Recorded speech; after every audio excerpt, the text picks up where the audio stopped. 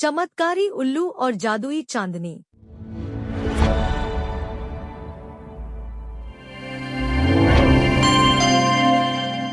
बहुत समय पहले की बात है। एक घने जंगल में बुद्धू उल्लू रहता था।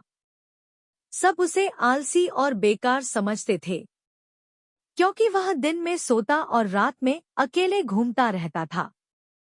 कोई नहीं जानता था कि उसके पास एक जादुई शक्ति थी। एक दिन जंगल में कुछ अजीब हुआ।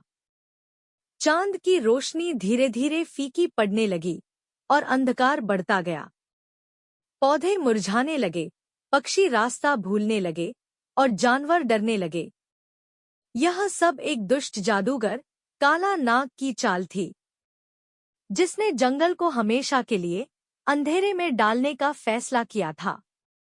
जब सब जानवर घबराए हुए थे, तब एक बूढ़े खरगोश ने कहा, सिर्फ एक ही प्राणी इस समस्या को हल कर सकता है, बुद्धू उल्लू।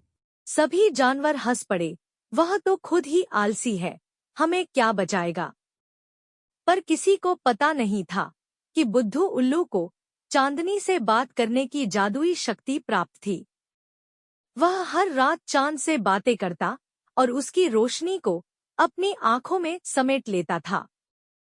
बुद्धू उल्लू ने अपनी आंखों में बची आखिरी चांदनी की किरणें इकट्ठी की और पहाड़ की चोटी पर जाकर चांद से कहा, हे चांद, अपनी शक्ति मुझे दे दो ताकि मैं जंगल को रोशन कर सकूं।